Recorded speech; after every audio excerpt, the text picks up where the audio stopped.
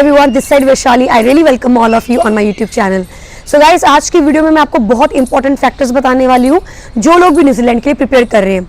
अगर आप लोग न्यूजीलैंड जाना चाह रहे हैं तो आपको इन बातों का ज़रूर पता होना चाहिए, बिकॉज बहुत सारे हमारे कोलीग्स फ्रेंड्स इस प्रोसेस में फंसे पड़े हैं।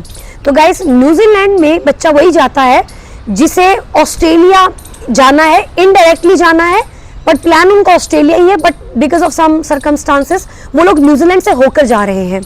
तो गाइस, आपको ये बात ज़रूर पता होनी चाहिए कि न्यूजीलैंड का जो प्रोसेस है वो बहुत लेंथी है।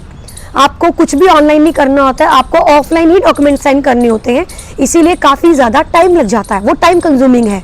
जितना पैसा आप ऑस्ट्रेलिया में लगाते हैं उतने ही पैसे आप न्यूजीलैंड में लगाते हैं, तो पैसों में कोई अंतर नहीं है।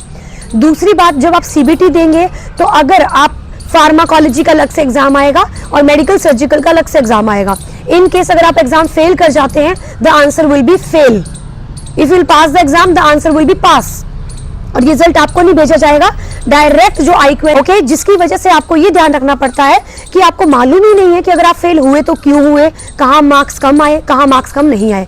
उसी तरीके से गाइस, ऑस्की के एग्जाम में भी बहुत बड़ा ब्लंडर चल रहा है। ऑस्की अगर हम ऑस्ट्रेलिया का देते हैं तो हम अगर हम पास हैं, फेल है, हमें साफ साफ पता चलता है कितने स्टेशन पास किए, कितने स्टेशन फेल हुए, कहाँ स्कोर कम आया, कहाँ स्कोर ज्यादा है। लेकिन इन योर न्यूजीलैंड ऑस्की you will only get yes means pass और fail. You will not get any reason behind your failure. You will not get any score or percentage about the performance. Okay?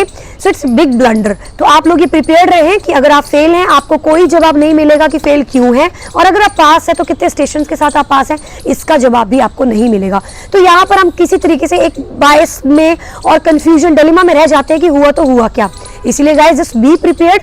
If you are good enough, आपके पास backup अच्छा खासा है और आपको लग रहा है नहीं मुझे न्यूजीलैंड ही जाना है, देन प्लीज आप इस स्टेप के अंदर ये जो प्रोसेस है इसमें एंटर कीजिए। आपके पास इनफ टाइम है, इनफ फंड्स है, देन आप इसमें एंटर कर सकते हैं। बिकॉज इन केस अगर आपका ऑस्की फेल होता है, $3500 आपको पे करने होते हैं, जो कि दोबारा पेपर दोगे तो $3000 दोबारा से पे करने पड़ेंगे।